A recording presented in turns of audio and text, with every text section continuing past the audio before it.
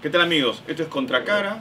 Mi nombre es Manuel Erauskin y, como siempre, acompañado de mi colega y amigo Martín Higueras. ¿Qué tal, Manuel? Una semana con ciertas señales políticas bastante complejas, ¿no? Sí, claro. El exalcalde de Lima, Luis Castañón Locio, ha sido, digamos, punto de un allanamiento en su casa. Efectivamente, ¿no? Es el caso relacionado, obviamente,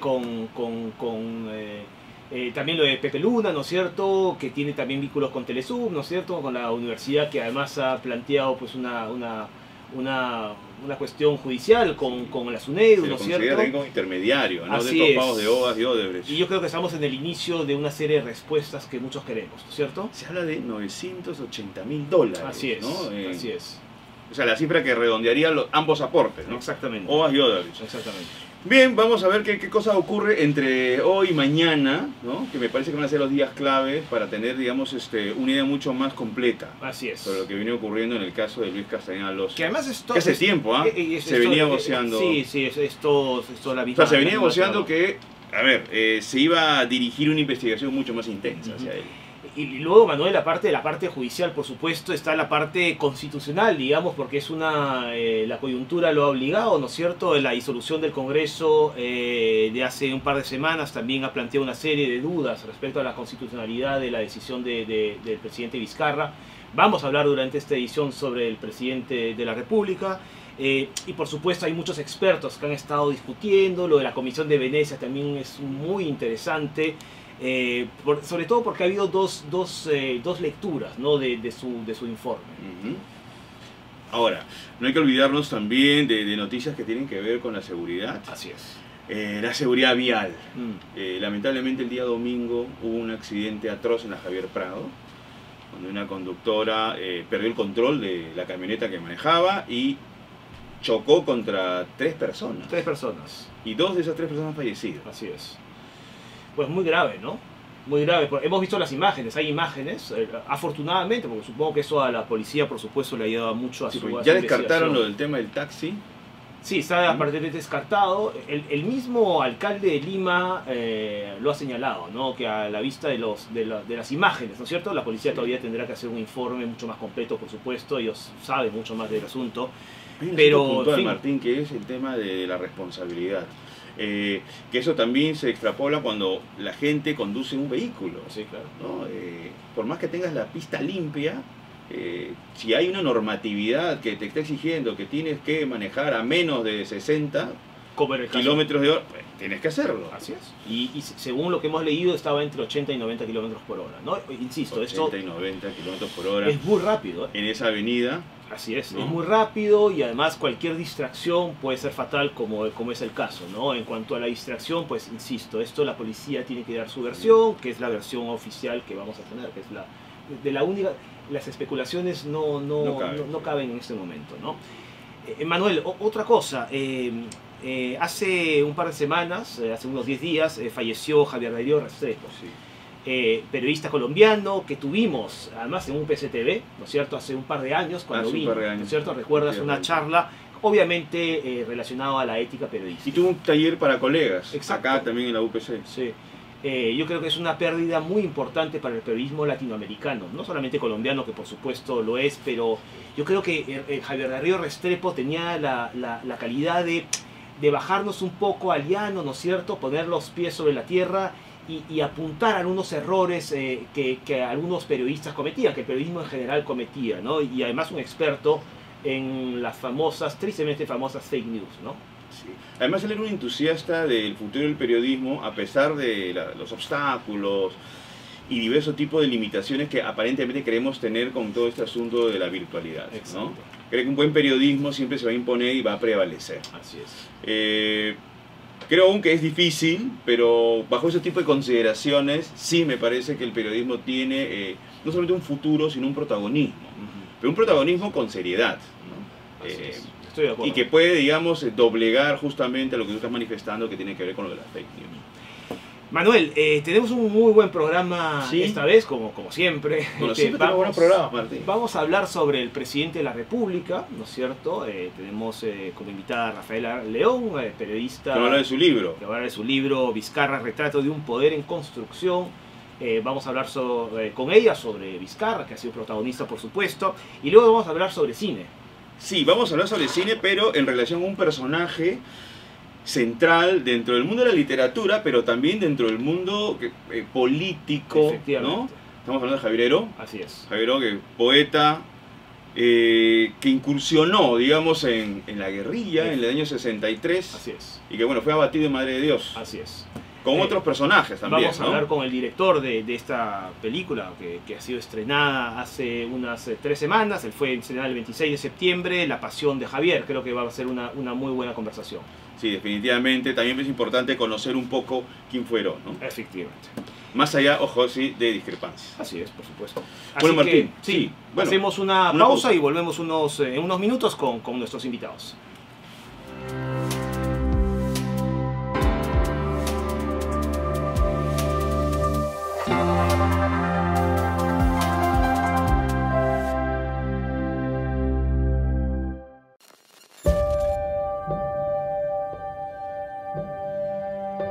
Para ser innovador, hay que aprender de los que no son como tú, de los que no piensan como tú, de los que no aman como tú. Los innovadores cuestionan, no siguen la corriente, no le hacen caso a los prejuicios, ni se rinden a supuestos límites. La innovación empieza por abrazar las diferencias, porque solo escuchando otros puntos de vista puedes aprender. Puedes despertar tu creatividad. Puedes descubrir nuevas ideas. Abre tu mente. Innova UPC.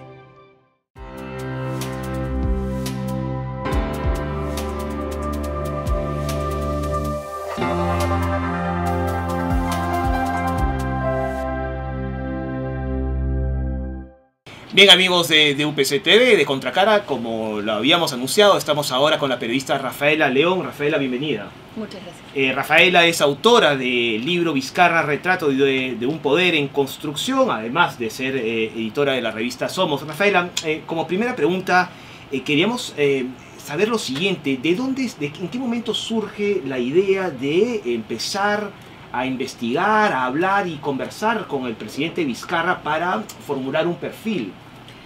Bueno, hay dos momentos. Yo entrevisté al presidente, a Martín Vizcarra, cuando recién iba a asumir la vicepresidencia y el Ministerio de Transportes en junio del 2016. ¿Por qué a él? Porque en Somos decíamos, acaba de ganar PPK las elecciones, pero todos los medios están muy concentrados en PPK. Yo propuse mirar al vicepresidente, por quién sabe, porque una mezcla de intuición con curiosidad, ¿no? Casi nadie mira a los vicepresidentes. Casi nadie mira a los vicepresidentes, pero además es un político atípico, raro, es como el bicho raro de la política peruana. Entonces, y además perfil bajo, nadie lo había escuchado hablar demasiado, entonces vamos a Moquegua con él, propongo. Y cuando le hice saber mi idea a Vizcarra, me dijo, perfecto, justo estoy yendo, voy a estar el fin de semana, y eso me dio una aproximación inédita, distinta, interesante. Pero regresé a Lima, hicimos el reportaje, le sacamos su primera portada nacional, cosa que además después se acuerda de esas cosas y cuando nos hemos visto de nuevo es algo importante para él verse en una portada, ¿no? Y luego, 20 meses después, él es presidente y no teníamos idea, ni él ni yo, que esto iba a ocurrir, y ni yo también que esto podía ser un libro, ¿no? Entonces, en un taller de escritura con Luis Johamovich en agosto del año pasado, del 2018, cada tallerista tenía que llevar un tema y por ahí la gente me decía, oye, tú ya deberías escribir sobre Vizcarra, ¿no? Sinceramente yo dije, no sé, tuve dudas, ¿no? Yo tenía mi vida más o menos hecha, o sea, significaba romper mi rutina para dedicarme a escribir un libro, además mi primer libro, ¿no? Y cuando voy y le cuento a Lucho Johamovich el tema, me dice, te quedas después del taller. Esto tiene que ser un libro, no es para el taller, esto tiene que ser un libro, ¿no? Y yo quiero editar ese libro. Entonces él es el editor. Así, en esos dos momentos, y luego lo primero que hice fue tocarle la puerta a Palacio, esta vez a Vizcarra presidente, y le hice saber que yo iba a escribir ese libro y que necesitaba entrevistarlo cuantas veces se pudiera. Y recién, como 3 meses después, me dio la primera entrevista como presidente. En total han sido 6 conversaciones. 6 conversaciones. Ahora, de tu experiencia, Vizcarra, en cuanto a su perfil humano, ¿no? Su temperamento. A ver, él no es... no tiene un espíritu retórico como el de Belaunde, No. tampoco tiene una verbalidad, ni... al menos evidentemente una afinidad muy intelectual, No. con temas muy literarios ni políticos. No le interesa, no. Es práctico. Pero respeta a Sí. los intelectuales. Sí. Respeta mucho el... A lo que iba, es práctico, pero no tiene esa practicidad de Fujimori, ¿no? Donde se evidencia un desprecio por las ideas, Así. ¿no? En este caso, estamos hablando de dos ingenieros. Vizcarra también es ingeniero, Fujimori es ingeniero agrónomo, Vizcarra es ingeniero civil, pero en algún momento el propio Vizcarra me dijo, en una de nuestras conversaciones, en eso nos podemos parecer en ciertas cosas, ¿no? Es como que muy metódicos, ordenados, que todo lo ven como en un plano muy estructurado, con fases, con plazos y presupuestos, y además la obsesión por viajar al lugar, al terreno de donde están las obras, la infraestructura, todo es obsesionados por las obras, ¿no? Pero, ¿en qué se diferencian? Citándolo a él, en los modales democráticos, ¿no? Entonces, ¿a qué iba tu pregunta? Iba justamente que ¿En él, qué más se diferencia con Fujimori? él tiene, no solo Fujimori, sino tiene una personalidad bastante particular, ¿no? No es el político tradicional al cual No, asociamos acuérdate. antes, o sea, me refiero, como digo, Belaunde, ¿no? Los políticos que salen de partidos, además, Exacto. formados en partidos, que responden a ideologías concretas, que tienen el carnet, ¿no? Claro. Familiar. Es algo curioso, porque él ha respirado, comido, desayunado y cenado Por a el prismo, Por el padre, claro. durante toda su infancia y parte de su juventud, por el papá, ¿no? El papá fue no cualquier dirigente aprista, sino un importante dirigente y secretario del APRA en todo el sur. Así O que sea, una cosa- fácilmente se hubiera podido, digamos, o ser una figura del APRA, por lo menos Sí, en la región, ¿no? Sí, pero el papá nunca hizo que sus hijos fuesen apristas.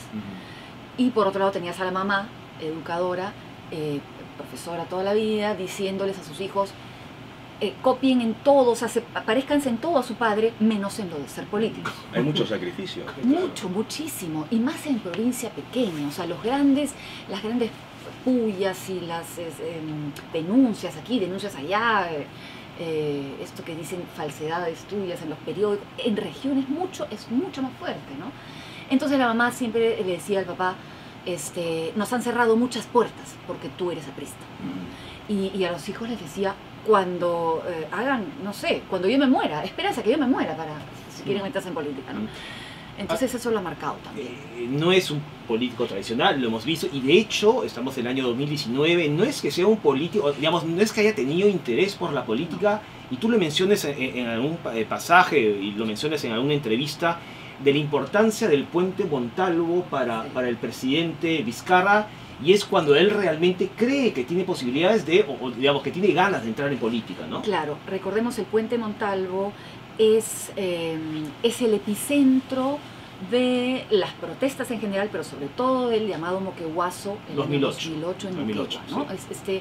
Esta protesta que llegó a ser violenta, aunque sin muertes, gracias a Dios, pero paralizada la región y todo el sur durante 10 días, qué sé yo, pero es ahí donde ocurre, todo gira en Moquegua alrededor de ese puente. Y allí Vizcarra llevaba la vocería técnica del problema que se discutía, que era la repartición de canon de la Southern para Cuajone, que venía de Cuajone para Moquegua y de Toquepala para Tacna, ¿no?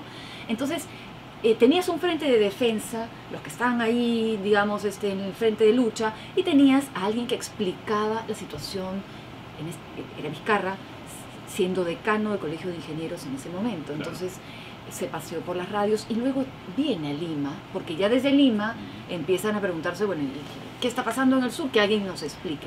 Y es Vizcarra el que trae la solución, y luego le dan la razón, como 6 meses después, el premier del Castillo y la comisión del Congreso se ponen de acuerdo y cambian la ley, ¿no? Que finalmente se hace justicia pues con el canon que le correspondía a Moquegua, ¿no? Entonces él Efectivamente, si estamos hablando del 2008, él ya había postulado en 2006 a la presidencia regional con el APRA, casi por azar, porque vamos a ver qué pasa, ¿no? Y perdió, por 200 votos perdió, pero entre que se quedó con el bichito y entiende que él ahora es el ingeniero Vizcarra, ahora sí es en la calle el ingeniero Martín Vizcarra, el 2009-10, campaña, ya lo logra, ¿no? Y lo logra más holgadamente.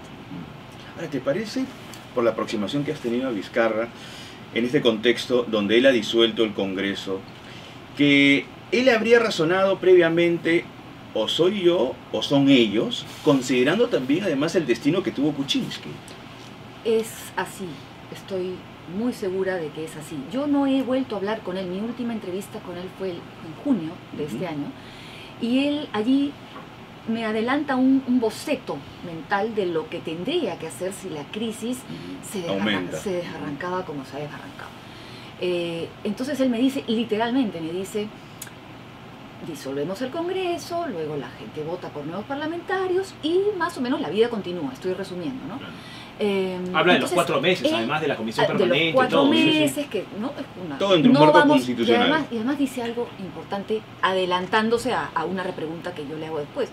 Esos 4 meses gobernando el Ejecutivo con todo el poder, y me dice, no aprovecharíamos para no hacer ningún decreto de urgencia para favorecerme de nada, ¿no? Él además menciona que gobernaría con la comisión permanente. Sí, ¿no? sí. Entonces, eso ya lo tenía estudiado, porque hay algo en Vizcarra que es clave, que él estudia todos los escenarios posibles. El plan A, el plan B, el plan C, se los tiene que aprender porque es así, o sea, no es un improvisado en ese sentido. Tiene que tener todas las posibilidades, y ha llegado el momento, porque además sabe esperar el momento. Imagínate a un populista como él, con la dosis de populismo que le ha hecho falta todo este tiempo para soportar el fujimorismo. Imagínatelo con ese populismo cerrando el Congreso recién en marzo, cuando llega, o julio, ¿no? O cuando está en el tope de su popularidad, referéndum, y la gente sigue diciéndole en la calle, cierra el Congreso. O sea, él no lo ha hecho porque mi teoría es que él ha esperado a que esta situación se desborde solita, prácticamente. Porque él no tiene partido, además. No tiene ni siquiera apoyos en el Congreso, el apoyo lo tiene de la calle. Y ya, pero por el camino existe. Sí, lo no, único no, que no, tiene existe. es la opinión pública. Sí, claro. Es lo único que tiene. Entonces, tiene que mirar bien, hay una frontera delgada entre entregarte totalmente a esa carencia que es fortaleza y es debilidad al mismo tiempo, o qué sé yo, digamos, buscar aliados, apoyos, ¿no? Tender puentes. Es curioso porque... Y eso no lo hace, le es difícil, no saben quién confiar, no. Él me decía, ¿en quién confío? ¿En exapristas, en experimentistas, en exhumalistas? ¿En quién? Pero confío, confió mucho en el fujimorismo, ¿no? Mejor dicho, tardó mucho en darse cuenta lo que realmente era el fujimorismo. El respiro le duró poco, ¿no? Sí, cuando él asume el mando. Él asumía que iba a haber una especie de luna de miel y planificó, con el fujimorismo, entre marzo que entra y junio que cambia la cosa, Sí, ¿no? claro. Pero en esos meses él decía, pues tengo que llevar este barco, sacarlo del hoyo, ¿no? Entonces lo único que me queda es que el fujimorismo me deje trabajar. Pero en el camino hay estas 2 reuniones secretas o reservadas, como prefiere llamarles él, en las que se sienta Con Keiko, ¿no? y conoce Claro, a Keiko. Y le ve la cara a Keiko, ¿no? Y la entiende por primera vez, porque ya se habían conocido en la campaña con PPK, pero esta vez la entiende porque la lee, ¿no? Entonces es ella la que le dice, en otras palabras, pero le dice, o le hace sentir que si él quiere tomar algún tipo de decisión de gobierno, tendría que consultárselo primero, que ella le puede decir más o menos cómo es que hay que gobernar. Entonces, ¿cómo es que tomar Creo que decisiones? era bien desatinado todo eso. Entonces, pero con modales, ¿no? Y una linda sonrisa, ¿no? Pero eso a Vizcarra nunca le ha gustado, en ese momento menos. Él simplemente la dejó hablar porque necesitaba entenderla y leerla, ¿no? Pero saliendo de esa reunión, le comenta a algunos de sus asesores que cree que está por encima mío, ¿no? Entonces, yo la dejé nomás. Al día siguiente, o sea, los días siguientes ya se nota el cambio. Por ejemplo, llega, no sé si se acuerdan, la ley Mulder, la ley Mordaza, ¿no? Y Vizcarra pone un tuit inmediatamente, por supuesto defendido por el fujimorismo. Entonces Vizcarra pone el tuit diciendo, estamos en contra de esto, hay una libertad que defender, ¿no? Y luego, ¿qué más ocurre? Hay algo con la fiscalización de cooperativas.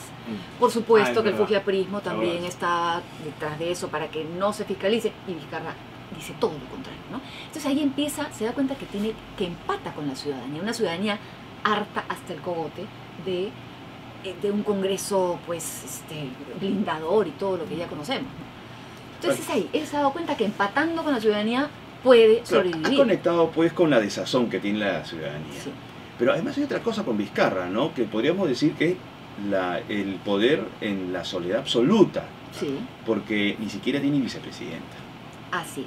Iba justamente a la relación con Mercedes Arauz, que tú has manifestado en otras entrevistas, que es una relación básicamente que se podría evaluar como cíclica, ¿no? Sí, sí. Según la época había un comportamiento determinado.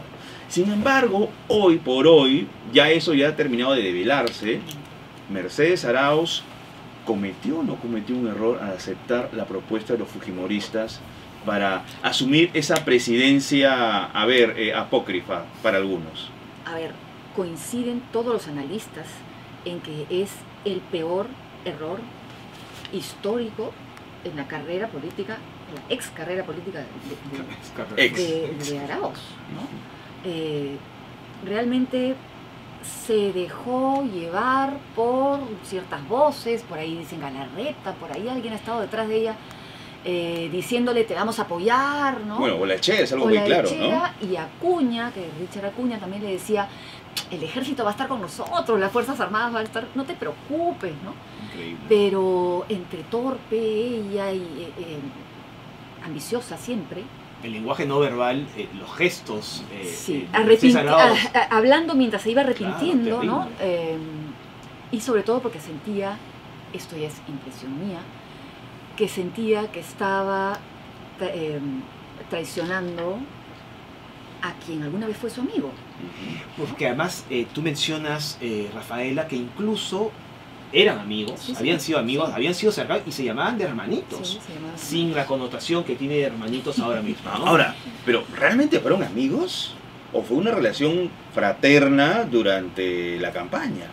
Porque Mira, ella ya tiene un previo de distanciamiento. Recuerden que cuando PPK todavía estaba Se lo pregunto. dilucidando si se renunciaba o no renunciaba y se asumía Vizcarra, ella no quería que No. PPK se fuera. no quería que PPK se fuera y no quería que Vizcarra Asumiera como asumiera. presidente. Exacto. ella le decía, tenemos que renunciemos los dos, ¿no? Pero eso ya es cuando PPK ya es presidente. Pero la relación de ellos empieza en la campaña, en la errática y rarísima campaña Del presidencial 2016. del 2016, ¿no? Protagonismos extraños, particulares, cada quien tiraba para su molino, estaban el grupo de Bruce por un lado, estaba Gino Costa, había de todo, ¿no? Olaechea. Olaechea creo que Claro, ya después. claro. Y ya. Claro, Creo pero que era llega de después. Peruanos por el Cambio, ¿no? Sí, pero los primeros pues Gilbert Violeta, ¿no? Mm. O sea, es como... Y PPK que dejaba nomás que los otros tomaran las decisiones y que después le contaran. Al final del día me cuentas cómo vas, ¿no? Entonces, Fernando Rospigliosi, que en algún momento es el cerebro de la campaña y luego se va porque no aguanta a nadie. Entonces, es todo muy raro. Y en esa campaña rara está Mecha Arauz, una mujer, digamos, economista, limeña, centralista, como PPK, a quien PPK ya le había dicho, tú tienes que ser mi primera vicepresidenta, adelantándose. Y por otro lado tienes a este político e ingeniero de provincia, ¿no? Con un Exitoso, arrastre ¿no? regional, ex gobernador, con cierto éxito, entonces, pero no encajaban en el establishment brucista, por decirlo de alguna forma, ¿no? Claro, porque O sea, el además- establishment limeño. Claro, porque esas declaraciones Con todo lo que eso Bruce significa. tan desafortunadas, ¿no? Que Bruce dice que Desatinadas. necesitaban a un provinciano en esta plancha de blanquitos, unas palabras Sí. muy lo desafortunadas. que dijo ¿no? hace unos meses lo dijo con una mala onda innecesaria, Claro. realmente, porque de que ocurrió y probablemente a Vizcarra eso en ese momento le tenía sin cuidado. Él lo que quería era estar dentro de una campaña política y más aún dentro de una plancha presidencial. Entonces en ese momento entraba por aquel y le salía por el otro oído, ¿no? O sea, no. Pero ya cuando Bruce se ha manifestado hace unos meses en un programa de radio, fue más allá. Y dijo, sí, no solamente dijo, Vizcarra no sabe nada de cómo se gobierna, qué cosa es el Congreso, sí, qué cosa, sí, viene de provincia. No solamente dijo eso. Dijo, ya sabemos por qué está Vizcarra acá sentado.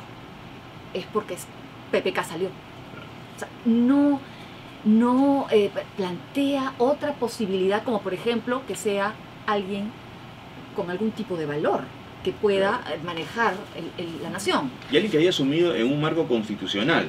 Más bien así es un comentario maledicente, así es, ¿no? Totalmente. Y eso, ya después lo averigüé, eso sí lo hizo el presidente. Eso sí fue un golpe que el presidente ha sentido, ¿no? Antes de terminar, sí, la esposa de Vizcarra, que no es igual a la esposa de la administración anterior, ¿no? Del presidente de la administración anterior, mejor dicho. No es igual a ninguna ex primera dama. Tiene un perfil bajo bastante particular. Ni parecía a Violeta Correa, por ejemplo, que sí tenía cierto perfil bajo. No, Violeta tenía su protagonismo en su ámbito. Sí, claro. Era como la mujer al lado de Belaúnde siempre, ¿no? Sí, incluso Pilar Nores, ¿no? Tenía su protagonismo. No recuerdo ninguna primera dama que primero que no quiera ver a la prensa, o sea, no tiene algo con los periodistas, no sé. A mí me aceptó una entrevista después de 5 meses de perseguirla y con la única condición de que no fuese yo a publicar en ningún medio, sino que era para el libro. Para el libro, ¿no? Entonces es una mujer muy preparada en su oficio, que es profesora, maestra de inicial. Es el único momento en el que tú la ves como es ella realmente, es en un aula de clase. El resto es a mí ni me miren, ¿no? Yo no quiero Palacio, mientras más rápido puede salir de Palacio. Mencionabas que lo extrañaba mucho, además. Sí, claro, ella extraña su vida anterior.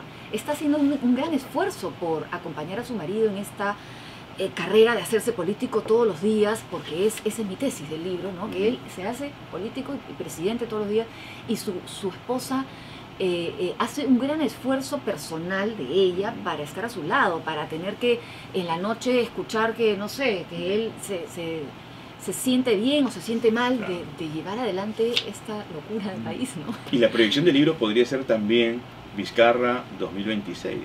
O 2030, ¿no? Yo tengo mi impresión que es más hacia el 2030. Puedo estar equivocada, por supuesto. Pero que quiere repetir el plato, lo quiere repetir. Sí.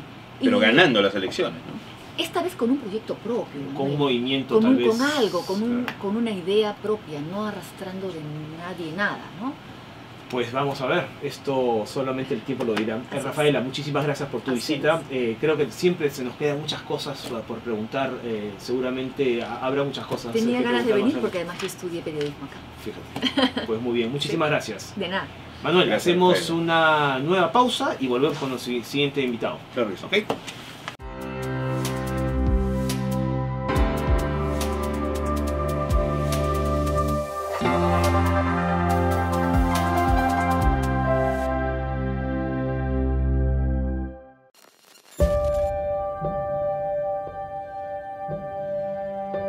Para ser innovador, hay que aprender de los que no son como tú, de los que no piensan como tú, de los que no aman como tú.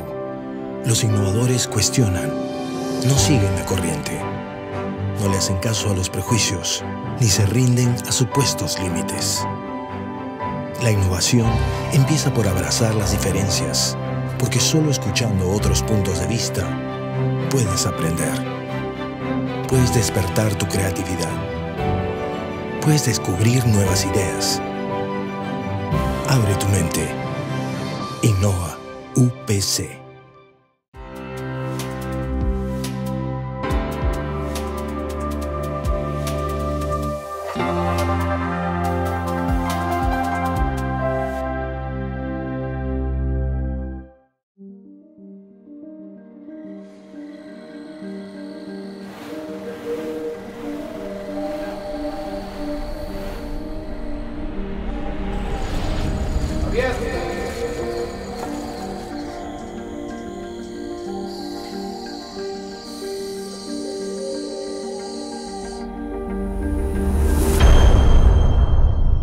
pasa, Javier?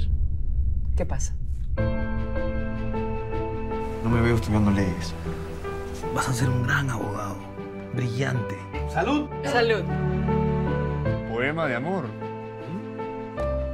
Es la mujer. Llevamos letras juntos. ¿Cómo se llama? Has hablado con ella, por lo menos. Me llamo Javier. Laura. Así que vas a estudiar lingüística. Lo mío es la poesía. Pero el cadáver...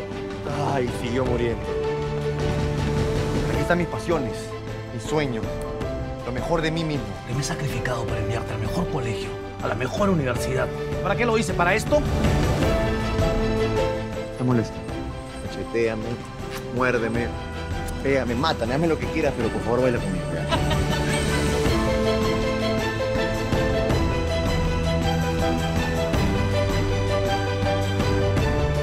En el Perú la pobreza no es una opción, sino una condena de por vida. ¿Por qué tienes que irte a Cuba? Aquí puedes estudiar lo que quieras. Nosotros vinimos para estudiar, nada más. Estamos en otros momentos. Se trata de escribir algo nuevo, sorprendente. La revolución se hace con armas y cuesta sangre. Pero la poesía también tiene que decir algo. Estarás extrañando tu vida. Tenemos la oportunidad de cambiar la historia del Perú. ¿Tú estás listo para morir? Sin guía, sin apoyo logístico. Yo creo que tú tienes miedo. Dedícate a tu poesía mejor, huevón. ¿Quieres pasar a la gloria como el poeta de la revolución? ¿Para matar? ¿Estás listo? Bueno amigos, continuamos con Contracara y ahora nos visita el director de cine Eduardo Guillot. Él tiene un film muy interesante que habíamos hablado al principio del programa, ¿no? La Pasión de Javier. Así es. Película que está basada en los últimos años, ¿no? De la vida del poeta Javier Heró, que murió en Madre de Dios, que perteneció pues a un grupo guerrillero que fue abatido, ¿no? En la selva. Pero justamente a partir de esta experiencia de él como poeta, pero también como un hombre de guerrilla, queríamos saber, ¿tú cómo has concebido, digamos, la posibilidad de hacer esta película frente a un personaje que también puede resultar controversial? Bueno, es un personaje, primero gracias por invitarme, es un personaje controversial por todo lo que has dicho. Es un muchacho muy joven que se embarca en esta aventura de guerrilla, pero en realidad esto viene, la idea, bueno, viene hace muchísimos años, más de, creo que 18 años, de que tenía la idea de hacer una película con un personaje como, o contar esta historia, que mucha gente decía, bueno, decía, ¿por qué no se ha hecho? Es una historia interesante desde todo punto de vista, o sea, un muchacho de clase media, estudiante del Markham, que decide meterse a la guerrilla, pero hay mucho más, ¿no? Cuando empecé a investigar y empecé el primer libro que escribió Cecilia Heró sobre su hermano, me da una serie de datos y empiezo a investigar con personas que lo habían conocido, ¿no? Tenías a todo el entorno familiar por un lado, pero también tenías amigos, su novia, su mejor amigo, y era una historia que tiene elementos dramatúrgicos interesantes, pero por dónde entrar a la historia era el reto para mí, ¿no? Los primeros bocetos de guión que hicimos, que fueron varios, ¿no? Yo estoy hablando, en el 2005 conocí a Cecilia, y Cecilia me hace conocer este grupo, ¿no? Y conozco amigos que no tenían nada que ver con política, más bien conozco a Arturo Corcuera, tuve la suerte el poeta Arturo Corcuera, que la verdad que fue muy amable, ¿no? Conocí a Laín Elías, a Héctor Béjar, ¿no? Que esos sí fueron sus compañeros. Claro. Pero lo que es interesante es cuál era la motivación de Heró, siendo un muchacho, primero muy joven, que es poeta a muy temprana edad. O sea, él empieza a hacer poesía a los 14 años, o 15 años en el colegio, por influencia de un profesor, y empieza a leer muchísimo. Y tiene estos intereses que yo creo que vienen también un poco del padre, porque el padre estaba metido en el Congreso como era taquígrafo en el Congreso, era profesor y era abogado. Y era un hombre que quería mucho al Perú, que quería que sus hijos hagan cosas importantes y creía que la carrera de Derecho era la carrera que había que hacer para engrandecer al Perú. Además que era una carrera que él había seguido, ¿no? Y que era una carrera que el padre había seguido. Y supongo que en esa época, como una carrera clásica, pensaban pues que garantizaba cierto tipo de prosperidad, ¿no? Sí, eso es verdad. Mucha gente cree que la familia tenía mucho dinero, pero no era así. Era una familia, el padre hacía un tremendo esfuerzo para educar a sus hijos en ese colegio. Tenía 2 hermanas además, bueno, 3 hermanas, ¿no? Era una familia grande, entonces hacían un gran esfuerzo. Estaba Jorge también, ¿no? Estaba Jorge, su hermano mayor, Jorge Cecilia. Que es científico. Que es científico, que es uno de los grandes científicos peruanos. Sí, así es verdad, es verdad. Bueno, yo creo que en el caso de Javier Heró, era una persona sumamente inteligente, pero a la vez muy sensible, ¿no? Una sensibilidad pues para ser poeta, y esa combinación quizás fue fatal, ¿no? Esa motivación también tiene que ver, y es una pregunta por supuesto, también tiene que ver con la época en la que ocurre, ¿no es cierto? En los años 60, digamos, los jóvenes estaban casi obligados, entre comillas, de ser de izquierda, de pelear, tenían la motivación de la Revolución Cubana, digamos, había un movimiento, y no solamente Javier Heró, ¿no es cierto? Claro, él tomó las armas, digamos, de alguna manera. Claro. Pero quería hacerte una pregunta, Eduardo, ¿tú tuviste cierta preocupación de tocar, Manuel dijo es un personaje polémico, pero cierta preocupación de tocar un tema, porque finalmente Javier Heró, con su brillantez, también fue una persona que tomó las armas en contra del Estado peruano, finalmente, ¿no es cierto? ¿Tú tuviste cierta preocupación al plantear un tema como este? Bueno, mira, a mí me atrae, definitivamente me atrae. Mira, el año pasado hicimos la historia de Montesinos. Ah, claro. ¿No? Caiga, que justamente tiene que ver con un tema también, yo diría que es la otra cara de Heró, ¿no? Sí, totalmente. Es la corrupción, ¿no? Yo creo, como dices tú... Ahí no había amor por el Perú. Bueno, eso es un poco, yo creo que esas son las cosas buenas de Javier, ¿no? Yo no estoy de acuerdo con la violencia, definitivamente no creo que es el camino, pero, como tú dices, era un momento en el mundo, ¿no? Las libertades civiles en Estados Unidos, la guerra de Vietnam, el movimiento hippie, era un momento en el mundo muy cambiante, ¿no? Y había un romanticismo por la Revolución Cubana. Claro. ¿No? Los europeos intelectuales, en la película está Vargas Llosa, que lo conoce. Muy apasionado por la Revolución Cubana. Totalmente, también, ¿no? Hasta el 67 estuvo, claro. ¿no? hasta que viene el caso Rompe, ¿no? Exacto. Entonces, en la película tú te vas a dar cuenta, puedes tener muchas lecturas, ¿no? Una de ellas puede ser este camino que él hace y cómo él puede sentir frente a lo que viene, que es enfrentarse a alguien y matar. Que creo que esa es una de las preguntas que hace la película. Y otra, conocer su amor por el Perú, que creo que viene desde una consecuencia, como él escribe, hay una carta que él escribió a su madre que le dice, yo tomé este camino por el amor que tengo a mi familia, ¿no? Entonces eso es muy potente, muy. Ahora, el amor de él por el Perú también se puede expresar a través de su capacidad crítica, ¿no? Sus comentarios, sus análisis sobre la realidad nacional, que no era muy común un chico tan joven, ¿no? Incursionar en este tipo, digamos, de temas para discutirlos. Exacto. Pero era un momento también, otro momento, había una dictadura. Claro. Él se revela, había una dictadura, no había llegado la democracia. O sea, veníamos de Prado, vinieron 2 gobiernos militares inmediatos, después se abren las elecciones y venían las elecciones con Belaúnde. Él muere en el 6-3. 6-3. Mayo 6-3. 15 de mayo del 63.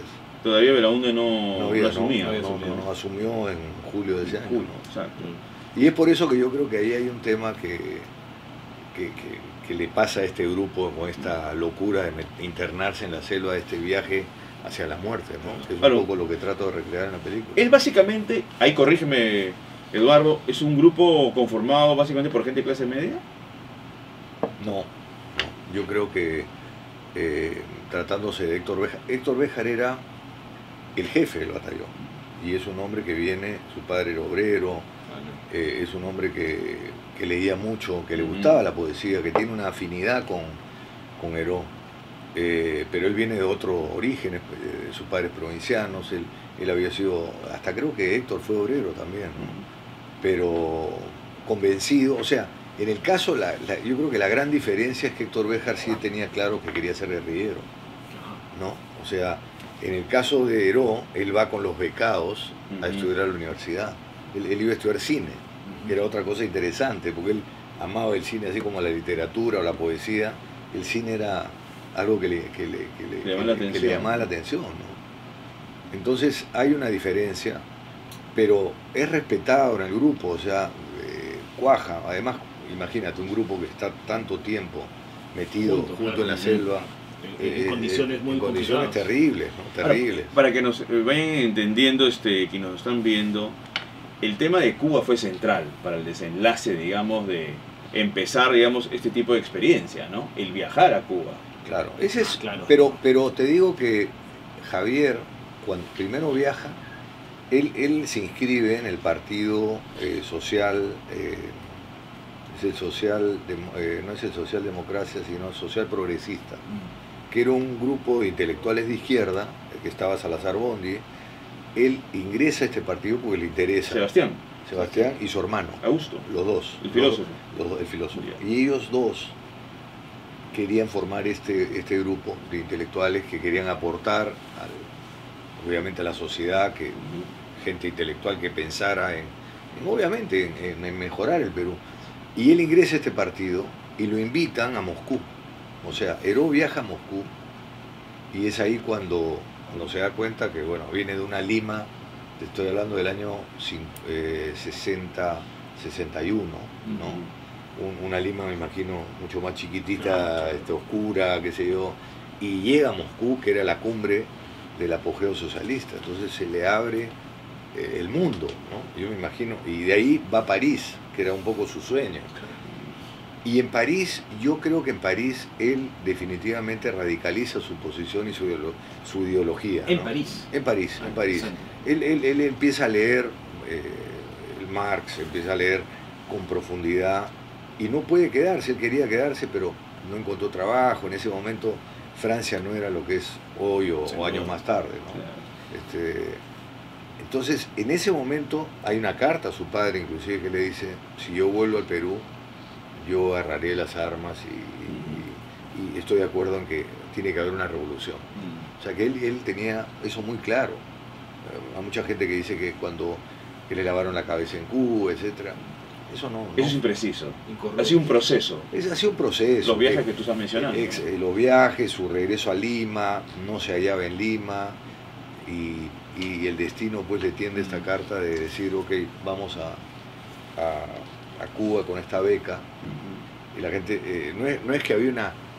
O sea, Cuba ofreció becas al Perú, pero Perú había roto relaciones con Cuba. Entonces, esta beca se le otorga, ellos viajan a Arica, y de Arica viajan a La Habana. Y el que los recibe en Arica es Allende. Así. Mira la casualidad, o sea, esos personajes que realmente es un personaje que tiene mucha vida a pesar de que murió tan joven, ¿no? Eduardo, quería preguntarte sobre el proceso de la película, ¿no es cierto? ¿Cómo encuentras a Stefano Toso? Obviamente hay un parecido físico, eso es, creo, bastante evidente, pero más allá de eso, ¿qué cualidad encontraste para poder ser Javier Heró en la película? Y sobre todo, ¿qué sabía él de la vida de Javier Heró antes de conocerte, ¿no? Antes de este proyecto? Bueno, o sea, llegar a Stefano me tomó mucho tiempo porque hicimos un casting con muchos actores, ¿no? Inclusive había elegido un actor y ese actor no pudo, tenía un compromiso de teatro que muy válido, dijo, no lo puedo hacer. Entonces, en un momento yo veo una foto, yo no sabía quién era Stefano Toso. No había aparecido mucho, no había aparecido no, pero no sabía ni que era hijo de Ricky Toso, no sabía. Y vi una foto de él en la oficina de casting y dije, ¿por qué no llaman a este chico? Lo buscaron y vino. Y la verdad que cuando lo vi me impresionó. En realidad, ese parecido yo creo que es más un aire, porque claro, si te pones a ver, ¿no? Pero sí tiene quizás la altura, la complexión, tiene ¿no? la complexión, ¿no? Tiene esas cosas, pero yo creo que eso no es suficiente para... Entonces empezamos a hacer un trabajo de prueba con Stefano, un trabajo de... empezamos a hacer escenas, probamos escenas, probamos a una actriz con él, probamos a varias actrices con él, a ver cómo se daba esa química. Pero yo creo que lo más importante de Stefano, que había escuchado hablar en el colegio, él me decía que había escuchado, y hablamos mucho obviamente todos estos años de investigación que yo tuve, ¿no? Que no fueron seguidos obviamente, ¿no? Pero Stefano lo que tiene, creo que tiene una cosa que para mí es muy importante, que es una genética del actor. Que es para mí eso vale bueno, mucho. Su padre ha sido determinante. Claro, ¿no? Su padre y su abuelo, por parte de madre. Era Guille. Que era actor cómico. Era un escritor y director de Risas y Salsas, pero era escritor, era un hombre que, o sea, viene de los dos lados. Si no me equivoco, el papá de Ricky Toso, abuelo de Stefano Toso, actuaba junto con Ricky. También, en programas de humor. Ah, sí, exacto, no sí, padre e hijo. Era el famoso Ñepayachi también. Sí, o sea, él ha nacido en esta cosa y yo creo que eso es lo que tiene esa versatilidad y esa sensibilidad, que para mí era muy importante. Era clave para poder interpretar a un personaje sensible, ¿no? Como era un riesgo, era jugar a una carta, a una sola carta, porque él lleva la película, toda la película la lleva sobre sus hombros. Stefano, ¿no? Todas las escenas están... Ahora, tú le has entregado su primer protagónico. Bueno, yo creo que se lo he entregado en el sentido de lo cogí, pero él... él se lo ha ganado. Él se lo ha ganado. Pero es su primer protagónico. Y ojo, es un personaje sumamente potente, claro. Sí. Muy potente y te digo, yo estoy satisfecho, muy satisfecho con el trabajo de todos los actores. Todos los actores que han participado se han entregado muy bien. Y lo dice la crítica, la gente. Tienes un elenco bastante interesante, Lucho Cáceres, que si no me equivoco es el padre de... Lucho es el padre. O sea, de Heró, ¿no? Es el papá que hace un personaje muy interesante, muy comprometido, muy creíble, ¿no? Y Sofía, ¿no? Que es una gran pérdida de Sofía. Sí, exacto. Sí, claro. Sofía siempre fue la primera opción. Eduardo, esta película, La Pasión de Javier, es lo que llaman en Estados Unidos, o lo que se llama en general, una película del género del biopic. Yo no creo que es así, porque el biopic en realidad abarca toda la vida. Claro. Y siempre le he tenido un poco de miedo al biopic y a esa palabra, porque es difícil que tú en 1 hora y media, o en 1 hora, en este caso 1 hora 40... Porque además no es un género muy utilizado en el Perú, ¿no? A nivel mundial sí, y desde siempre, ¿no? Hay muy buenas películas desde que funcionan. Juana de Arco de los años 20, ¿no? Pero hasta Amadeus de Milo Forman, ¿no? Pero es muy amplio, ¿no? Pero es muy amplio. Pero es muy amplio y yo creo que en este caso yo tomé los últimos años y los años más ricos en su vida, en el sentido... tú miras que en esos años todo lo que pasó, todo lo que vivió, ¿no? Muy potente su historia, ¿no? Y eso es lo que he tratado de reflejar, esa intensidad que vive Heró. La proyección de Javier Heró era, lo mencionábamos antes de la entrevista, era una proyección de muchos años como poeta y como intelectual peruano, ¿no? En fin, una proyección truncada en la selva de más o menos es la generación de Arturo Corcuera. Exacto. No solamente Antonio Cisneros. Antonio Cisneros. Además, yo creo que... Washington era su maestro. Eso es lo interesante. Esta generación, o sea, los maestros de Heró eran gente increíble, ¿no? Eran gente... Yo he conocido, no solamente porque, o sea, a nivel de política, los mejores amigos no eran políticos, eran gente que estaba más en el arte, en la escritura, ¿no?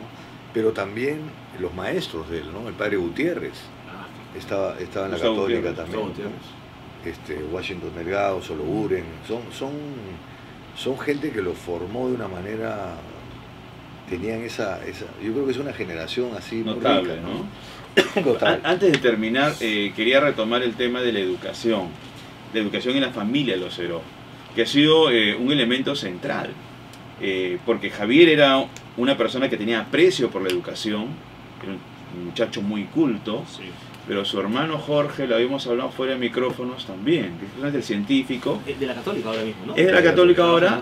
Él es en Stanford, ¿no? Entonces estamos hablando uno también... de los grandes especialistas en temas de temblores, ¿no? De terremotos, ¿no? No, y de aeronáutica. Él es creo que ingeniero aeronáutico. Es el padre, ¿no? Como las madres quienes impulsaron a sus hijos a tener pues una vida académica solvente. Sin ser una familia, como tú lo has dicho, de mucho dinero, ¿no? Así es. Yo creo que en el caso de toda esta familia, ¿no? Tú te das cuenta, ¿no? Además, era una de las cosas que en una película tú dices, él viene de una familia con mucho amor, ¿no? No es un personaje que viene de... había mucho amor en su casa, ¿no? Vivió en la calle San Martín, ¿no? En la calle San Martín y en la calle José González. Para no olvidarnos a ninguno de los hermanos y hermanas. Javier, Cecilia, Vituca, y Pochi y Jorge. 5 hermanos.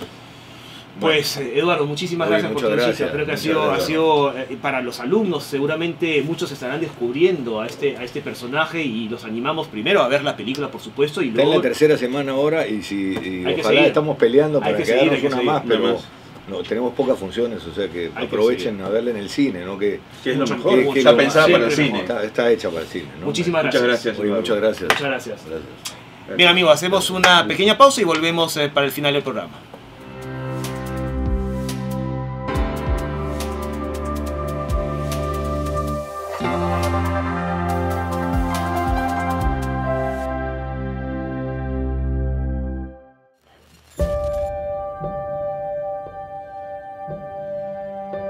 Para ser innovador, hay que aprender de los que no son como tú, de los que no piensan como tú, de los que no aman como tú. Los innovadores cuestionan, no siguen la corriente, no le hacen caso a los prejuicios, ni se rinden a supuestos límites.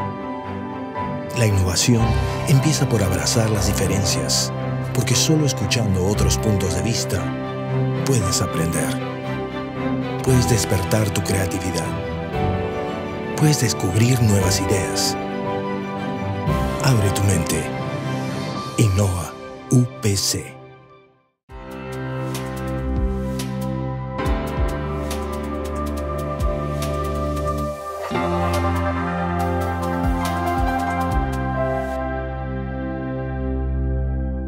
Bien amigos de UPC TV, de Contracara, Manuel, un programa potente, ¿ah? Sí, programón. Sí, programón.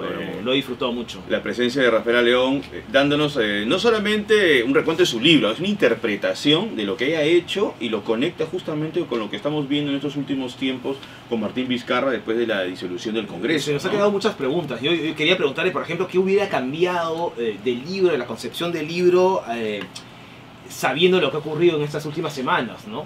O todavía investigando, ¿no? Claro, porque esa disolución siempre fue el plan B, o C, o D, no sabemos, ¿no? Pero fue ojo, interesante. Siempre estuvo dentro de la baraja de posibilidades para él, claro. Considerando pues las tensiones políticas del Ejecutivo y Legislativo desde el 2016, ¿no? Eso nos sorprende, ¿no? Y además considerando lo que le pasó a PPK. Sí, claro. Eso que usted le preguntaba, ¿no?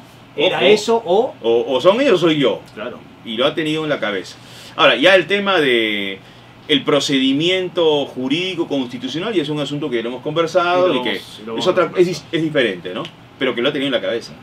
Y Javier Heró, qué personaje tan, además con una trayectoria tan corta en cuanto a años, pero tan poderosa, Manuel. Claro, el talento de Heró fue lo que ha seducido por décadas, ¿no? Para un estudio sobre el personaje. Exactamente.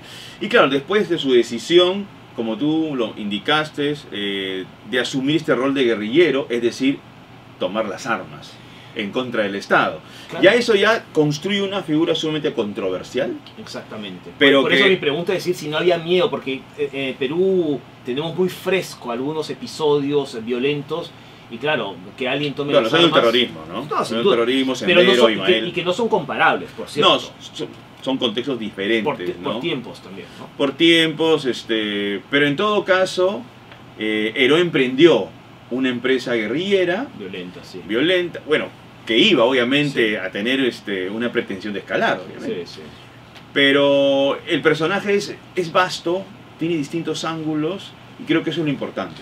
para que, digamos, se vaya a ver la película y se aprecie y hay un acercamiento un poco más íntimo, ¿no? Y otra vez se quedaron muchos temas en el tintero, porque claro, todo el proceso de investigación de Eduardo Guillot, del director de esta película La Pasión de Javier, todo ese proceso de investigación es ya de por sí muy interesante, ¿no? Sí, la investigación que le ha tomado tiempo, Claro, ¿no? buscando personajes y protagonistas. Además, a ver, derriba ciertos mitos, ¿no? Porque mucha gente hablaba pues que Javier Heró pertenecía pues, a una familia de mucho dinero y una familia de clase media, que en base al esfuerzo de su trabajo, el padre le puede proveer una educación, ¿no? Importante. Trabajando mucho, además. Trabajando mucho, ¿no? Y le pudo dar esta educación en un colegio, sí, es verdad. En un buen colegio y después dos buenas universidades, ¿no? Así es. Católica y San Marcos. Católica y San Marcos, exactamente. Bien, Manuel, bueno, yo creo que ha sido un muy buen programa. Hay que primero leer el libro, por supuesto, de Rafaela León, además muy en contexto, ¿no? Muy en contexto con la actualidad, y luego la película de Eduardo Guillot, La Pasión de Javier, todavía está en cartelera, hay que aprovechar. Sí, hay que aprovechar esta semana porque ya sabemos que las películas peruanas no duran mucho. Sí, o sea, vayan a ver el Joker, pero también vayan a ver justamente una película peruana que es de nivel. Pero vayan, ¿no?, primero la peruana porque, en fin. El Joker se va a quedar hasta fin de año. Sí, pues ok. Pues bien, Manuel, hasta la próxima semana. Hasta la próxima semana. Hasta luego. Chao.